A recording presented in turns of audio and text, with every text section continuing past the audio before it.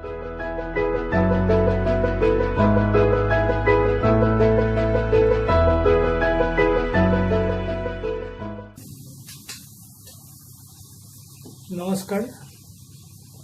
স্বাগতম চিঅ'ৰ ছাত্ৰীসকল। নৱম মানৰ মৰমৰ ছাত্ৰ ছাত্ৰীসকল, তোমালোকৰ কাৰণে আজি জয়ন্ত মাধৱ বৰা তেখেতে লিখা অন্ধবিশ্বাস আৰু কুসংস্কাৰ এই গুৰুত্বপূৰ্ণ পাঠটো লৈ আলোচনা কৰোঁ বুলি আহিছোঁ। অন্ধবিশ্বাস আৰু কুসংস্কাৰ আজি 21 শতিকাটো বিজ্ঞানৰ চমকপ্ৰদ উন্নতিৰ পাছতো আমি সমাজৰ মানুহখিনি প্ৰায় 70% বেছি শিক্ষিত হোৱাৰ পিছতো অন্ধবিশ্বাস আৰু কুসংস্কাৰে এনেকৈ আমাৰ মন আচ্ছন্ন কৰি ৰাখিছে যে সঁচাকৈ এইটো আলোচনা কৰিবলগীয়া এটা গুৰুত্বপূৰ্ণ বিষয়। আৰু অন্ধবিশ্বাস সম্পৰ্কত একোটা পাঠ তোমালোকৰ পাঠ্যপুথিত সেইকাৰণেই দিয়া হৈছে যাতে ছাত্ৰ অৱস্থাৰ পৰাই এই অন্ধবিশ্বাস কুসংস্কাৰ এইবিলাকৰ বিৰুদ্ধে এটা বিজ্ঞান মনস্কতা, এটা বৈজ্ঞানিক দৃষ্টিভংগী তোমালোকৰ মনত গঢ় লৈ উঠে।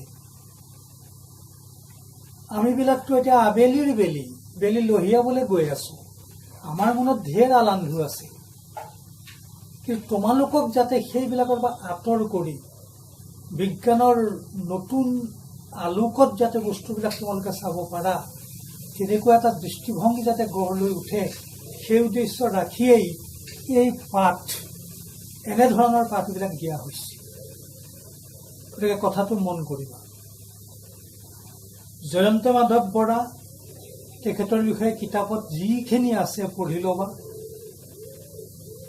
তেখেত বৰ ডাঙৰ লিখক, মই এই অৰ্থত কোৱা নাই, এইটো অৰ্থত কৈছোঁ তেখেত সমাজৰ প্ৰয়োজনীয় লিখক। আন্ধাৰ চুকবিলাকক পোহৰ সিঁচি দি পোহৰাই তোলাৰ বাবে যি সংগ্ৰাম কৰিব লাগে, সেই সংগ্ৰামৰ জয়ন্ত মাধৱ বৰা এজন সাৰ্থক সৈনিক। ঢেৰ কিবা কিবিটো ৰচনা কৰিছেই, তোমালোকে পঢ়িলে গম পাবা। অতি শেহতীয়াকৈ মৰিয়া হোলা যিখন উপন্যাসৰ বাবে গোলাঘাট জিলা সাহিত্য সভাৰ পৰা এইটো ছৈয়দ আব্দুল মালিক যি পুৰস্কাৰ, আব্দুল মালিকৰ নামত সেই পুৰস্কাৰটো পাইছেই। পৰৱৰ্তী সময়ত সাহিত্য একাডেমীৰ বঁটাও পাইছে। বৰ ডাঙৰ আয়তনৰ মৰিয়া হোলা এখন উপন্যাস তোমালোকে পঢ়িবা, বাকী কেইখনো পঢ়িবা। মোৰ অৱশ্যে কেৱল মৰিয়া হোলাখনৰ বাহিৰে বাকীখিনি পঢ়াৰ সুযোগ মই পোৱা নাই, কিন্তু মৰিয়া হোলাখনৰ লগতে বাকীখিনিও তোমালোকক মই অনুৰোধ জনাইছোঁ, সময় সুযোগ পালে পঢ়িবা।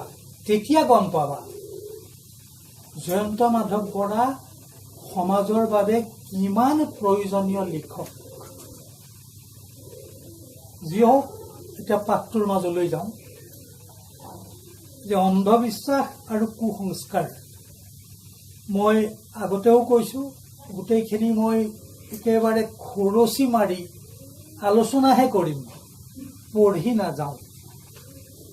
গতিকে প্ৰথম যিটো দফা তাতে কৈছে যে ডক্টৰ সৰ্বপল্লী ৰাধাকৃষ্ণনে কৈছিল, অন্ধবিশ্বাস কুসংস্কাৰ পৃথিৱীৰ আটাইতকৈ গধুৰ বোজা। কিয় কৈছিল? প্ৰথম দফাটোত তাৰে ব্যাখ্যা দিছে। চোৱা, তোমালোকে পৃথিৱী নামৰ গ্ৰহটো বাসৰ অনুপযোগী হৈ লাহে লাহে আহি আছে। বায়ু প্ৰদূষণ, বিশৃংখল শব্দৰ কি সাংঘাতিক শব্দ প্ৰদূষণ, পানীত প্ৰদূষণ, মাটিত প্ৰদূষণ, এই গোটেইবিলাকে পৃথিৱী নামৰ গ্ৰহটোক প্ৰদূষিত কৰি আহিছে। কেনেকে কিয় হৈছে বিজ্ঞানৰ পাঠত পৰিৱেশ অধ্যয়নৰ পাঠত তোমালোকে পাইছা, মই সেয়া কথা ক'বলৈ নাযাওঁ, কিন্তু এইটো কথা সঁচা যে প্ৰদূষিত হৈছে।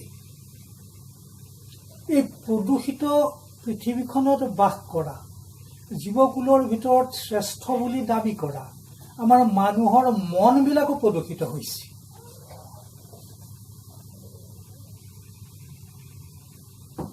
কেনেকৈ সেই কথাটো কৈছে শুনা, যে অন্ধবিশ্বাস আৰু কুসংস্কাৰেও প্ৰেম, মমতা, মানৱতা আদি মানৱীয় প্ৰমূল্যসমূহক আঘাত কৰি সভ্য মানৱ সমাজ এখনক কলুষিত কৰে। তোমাৰ মোৰ মনৰ মাজত থাকিবলগীয়া পাৰস্পৰিক ভাল পোৱা, প্ৰেম, এইবিলাক লাহে লাহে নাইকিয়া হৈ আহি আছে। অন্ধবিশ্বাস আৰু কুসংস্কাৰৰ ফলত আমাৰ মনৰ ইমান অৱনতি ঘটিছে যে প্ৰেম, মমতা, ভাল পোৱা, বিশ্বাস এইবিলাকো লাহে লাহে নাইকিয়া হৈ আহিছে। আৰু এই অন্ধবিশ্বাস, কুসংস্কাৰ, উৰা বাতৰি এইবিলাক সৃষ্টি কৰিছোঁ আমি মানুহে নিজে সৃষ্টি কৰি মানুহেই মানুহৰ শত্ৰু হৈ পৰিছোঁ। সেই অৰ্থত কৈছে যে অন্ধবিশ্বাস, কুসংস্কাৰ পৃথিৱীৰ আটাইতকৈ গধুৰ বোজা। এই বুলি লেখক জয়ন্ত মাধৱ বৰাদেৱে সৰ্বপল্লী ৰাধাকৃষ্ণনে যিটো বাক্য কৈছে যে পৃথিৱীৰ আটাইতকৈ গধুৰ বোজা অন্ধবিশ্বাস আৰু কুসংস্কাৰ, সেইটোৰ ব্যাখ্যা কৰিছে। এই অন্ধবিশ্বাসবিলাক, কুসংস্কাৰবিলাক আমি মানুহে নিজে সৃষ্টি কৰি লোৱা, নিজৰ স্বাৰ্থৰ বাবে, নিজৰ সুবিধাৰ বাবে, পৰিষ্কাৰ কথা। গতিকে মানুহে মানুহক শত্ৰু কৰি গৈ আছো। পাঠটোৰ পিছলৈ গোটেইবিলাক কথা আলোচনা হ'ব। সেই অৰ্থত কৈছে প্ৰথম দফাটোত যে অন্ধবিশ্বাস, কুসংস্কাৰ পৃথিৱীৰ আটাইতকৈ গধুৰ বোজা। এতিয়া পিছৰ দফাটোলৈ আহিছো। অন্ধবিশ্বাস, কুসংস্কাৰ আৰু উৰা বাতৰি বুলি কোনবোৰক কোৱা হয়? এতিয়া প্ৰবন্ধকাৰ জয়ন্ত মাধৱ বৰাদেৱৰ মতে অন্ধবিশ্বাস কোনবিলাক?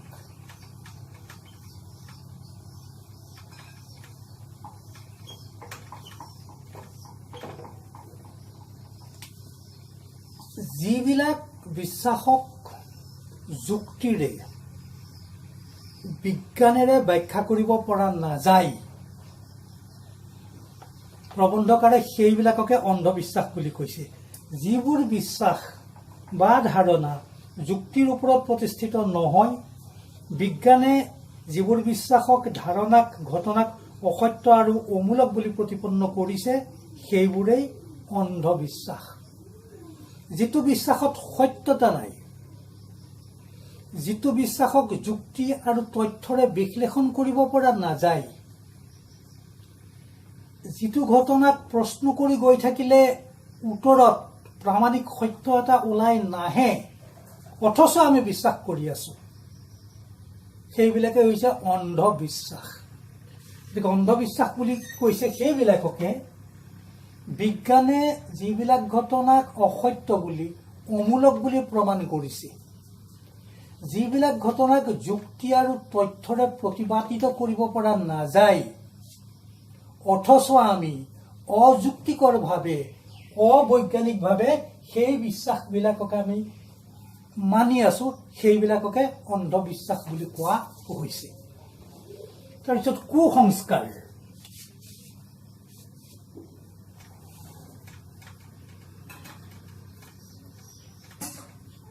কুসংস্কাৰ কাক কৈছে? আমি সমাজত বহুত নীতি নিয়ম, আচাৰ বিচাৰ, অনুষ্ঠান পালন কৰি চলি আছো। ইয়াৰে বহুখিনি নীতি নিয়মে, আচাৰ বিচাৰে, সামাজিক ব্যৱস্থাই আমাক প্ৰগতিৰ বাটত সহায় কৰে, আগুৱাই যোৱাত সহায় কৰে, আমাক উত্তৰণত সহায় কৰে, বিকাশ কৰে, সকলো ফালৰ পৰা। বৌদ্ধিকেই কোৱা, আধ্যাত্মিকেই কোৱা, শাৰীৰিকেই কোৱা, বিকাশ হয় কিছুমান নীতি নিয়মে। কিন্তু এনে কিছুমান নীতি নিয়ম আছে যিবিলাকে এই সমাজখন আগুৱাই যোৱাত প্ৰতিবন্ধকতাৰ সৃষ্টি কৰে। ইমান দিনে মানি আহিছোঁ সেই বুলিয়েই মানিম, অথচ আমাক বাধা দিয়ে আগুৱাই যোৱাত। সেই প্ৰগতিৰ বাটত স্থিতাৱস্থাক বাহাল ৰাখিবলৈ যিবিলাক সংস্কাৰ আছে সেইবিলাককে লেখকে কৈছে কুসংস্কাৰ বুলি। এই যে চোৱা, যিবোৰ নীতি নিয়ম, ব্যৱস্থা, পৰম্পৰা এখন সুস্থ সমাজৰ পৰিপন্থী, বিৰুদ্ধে যায়, সমাজৰ অগ্ৰগতিত গতিৰোধক হৈ থিয় দিয়ে, সেইবোৰেই কুসংস্কাৰ। সমাজ আগুৱাই যাব লাগিব প্ৰগতিৰ বাটত। যোৱাকালিতকৈ আজিৰ দিনটো তোমালোকৰ বেলেগ হ'ব লাগিব। আজিৰ দিনটোতকৈ অহাকালিৰ দিনটো আৰু বেলেগ হ'ব লাগিব। চিন্তাত, ধ্যান ধাৰণাত এনেকেতো লাহে লাহে আগুৱাই গৈ থাকিব লাগিব। এই আগুৱাই যোৱাৰ সলনি যিবিলাক নীতি নিয়মে তোমাক পিছলৈ টানে, অতীতমুখী যিটো আকৰ্ষণ হয়, তুমি কালিলৈ আজিতকৈ অকণমান আগবাঢ়িব লাগিছিলে, অথচ কিছুমান ঘটনাই তোমাক কালিলৈ আগবাঢ়ি যোৱাতকৈ তোমাক অতীতলৈ লৈ গ'ল, অতীতলৈহে লৈ যায়, স্থিতাৱস্থাক বাহাল ৰাখে, অগ্ৰগতিত বাধা হৈ থিয় দিয়ে। আলোচনা হ'ব পিছলৈ। সেইবিলাককে কুসংস্কাৰ বুলি কৈছে। এনেকুৱা বহুত উদাহৰণ আছে, তোমালোকে লাহে লাহে পাবা। আৰু চাৰিওফালে তোমালোকৰ সমাজখনত অকণমান সূক্ষ্মভাৱেও যদি কথা কিছুমান লক্ষ্য কৰা, দেখিবা বহুবিলাক সংস্কাৰৰ নামত কুসংস্কাৰ চলি আছে সমাজত। দায়িত্ব তোমালোকৰ। আজি বিজ্ঞানৰ সাংঘাতিক জয় জয়কাৰ দিনৰ মাজত তোমালোক জীয়াই আছা। আমাৰ মনত, জ্যেষ্ঠসকলৰ মনত থকা পুৰণিকলীয়া চিন্তাক আঁতৰ কৰাৰ দায়িত্ব তোমালোকৰ। নেতৃত্ব দিছে জয়ন্ত মাধৱ বৰাৰ নিচিনা ব্যক্তিসকলে। তেওঁলোকে আমাক জ্ঞান দিছে, শিক্ষা দিছে। সেইখিনিকে লৈ নিজৰ বিবেকেৰে ভাবি চিন্তি চাই কোনখিনি কুসংস্কাৰ, কোনখিনি অন্ধবিশ্বাস, তাৰ বিৰুদ্ধে সংগ্ৰাম কৰিব লাগিব। এই গধুৰ বোজাটো পিঠিত লৈ থাকি আগুৱাই কেনেকৈ যাম? বোজা এৰিব লাগিব।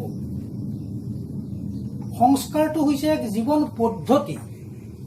সংস্কাৰে জীয়াই থকাত সহায় কৰিব লাগিব। আৰু জীয়াই থকা মানে জীৱনটোক উন্নত কৰি গৈ থাকিব লাগিব। কিন্তু সেই সংস্কাৰে যদি জীৱনটোক পিছফালেহে টানে, সেই সংস্কাৰ এৰিব লাগিব। মানি আহিছোঁ বুলি চব কথা মানি থাকিলে হ'ব নেকি? পৃথিৱীখনটো এদিন চেপেটা আছিলে, আজি তোমালোকে ক'বা নেকি পৃথিৱীখন চেপেটা বুলি? এদিন মানিছিলে মানুহে, কিন্তু আজি বিজ্ঞানৰ আলোকৰ নতুন পোহৰত পৃথিৱীখন ঘূৰণীয়া হৈ গৈছে। সঁচা, আমি মানিছোঁ, সকলোৱে মানি লৈছে। পুৰণাটোক মানি নতুনটোক নধৰিলে হ'ব নেকি? এনেকৈতো বিজ্ঞান আগবাঢ়িছে। গতিকে সংস্কাৰ হ'ব এক জীৱনচৰ্যা, এক জীৱন শিক্ষা, এক জীৱন পদ্ধতি, এক ব্যৱস্থা উন্নত। এতিয়া উৰা বাতৰি কোনবিলাকক কৈছে?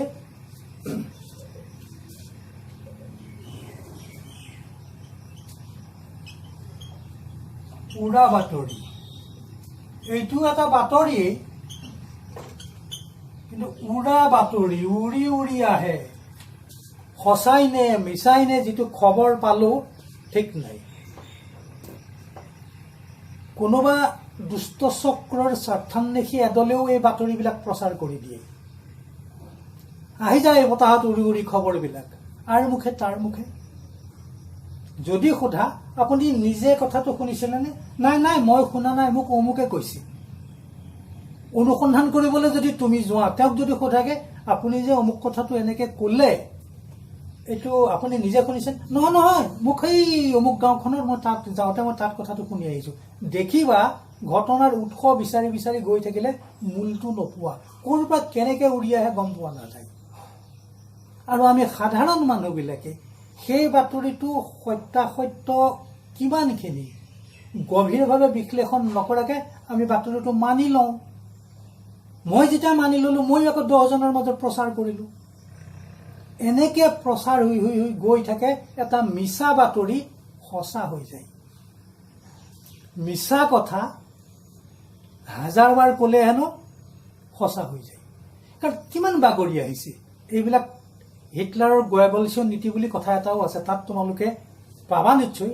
এতিয়া তোমালোকে 9তে ডাঙৰ হ'লে অধ্যয়ন কৰিলে এইবিলাক বস্তু পাবা। মিছা কথা কেনেকৈ সঁচা কৰিব লাগে ষড়যন্ত্ৰকাৰীসকলে স্বাৰ্থদুষ্ট এচামে জানে। একেৰাহ মানুহৰ মনত মিছাটোকে সুমুৱাই থাকিব লাগে, মানুহে সঁচা বুলি ভাবি ল'ব। এই মিছা বাতৰি সঁচা বুলি যিটো ভবা যায় এইবিলাকে হৈছে উৰা বাতৰি। ইয়াত কৈছে যে অজ্ঞতাৰ কাৰণে বা মানুহক উত্তেজিত কৰি তুলিবৰ বাবেই উদ্দেশ্য প্ৰণোদিতভাৱে প্ৰচাৰ কৰা হয় আৰু চিন্তা শূন্য বিবেক শূন্য কিছু লোকে সেই বাতৰিক সত্য বুলি বিশ্বাসো কৰে, সেয়াই উৰা বাতৰি। গতিকে অন্ধবিশ্বাস কি আমি পালোঁ, য'ত বিজ্ঞান নাই, যুক্তি নাই। কুসংস্কাৰ কি আমি পালোঁ, যি সংস্কাৰে জীৱনক আগুৱাই যোৱাৰ সলনি জীৱনক পিছফালে টানি আনে, অতীতমুখী কৰে। অতীতৰ চব বেয়া নহয়, কিন্তু অতীতমুখী সকলো কথাৰে উত্তৰ কেৱল অতীততেই বিচাৰি পাম, তেতিয়াহ'লেতো ভৱিষ্যতটোৰ উন্নতি হ'ব কেনেকৈ? অতীতক লৈ বৰ্তমানত আমি থিয় হৈ মজবুত হৈ ভৱিষ্যতলৈ যাব লাগিব, হয়। কিন্তু কেৱল অতীতলৈ যদি গৈ থাকোঁ তেতিয়াহ'লে, গতিকে সেইবিলাক হ'ল কুসংস্কাৰ, যি সংস্কাৰে জীৱনক বাধা দিয়ে। উৰা বাতৰি, যি বাতৰিৰ সত্যতা নাই, উদ্দেশ্য প্ৰণোদিতভাৱে কোনোবা দুষ্ট চক্ৰই প্ৰচাৰ কৰি দিয়ে আৰু আমি সাধাৰণ মানুহে তাৰ সত্যাসত্য নিৰূপণ কৰিব নোৱাৰোঁ। আমাৰনো ক্ষমতা কিমান, সঁচাই কৈছে নে মিছাই কৈছে, আমাৰতো ইমান বিশ্লেষণিক ক্ষমতাও নাই। আমি সেইবিলাক বাতৰিকে সত্য বুলি মানি আমিও প্ৰচাৰ কৰিবলৈ লাগি যাওঁ, সমাজৰ অপকাৰ হয়। এইবিলাক হ'ল উৰা বাতৰি। পিছত উদাহৰণ সহকাৰে ব্যাখ্যা আছে, গতিকে সেইবিলাক আমি পিছলৈ যাম। এতিয়া ইয়াৰ পিছৰ দফাটো কেইটামান উদাহৰণে দিছে।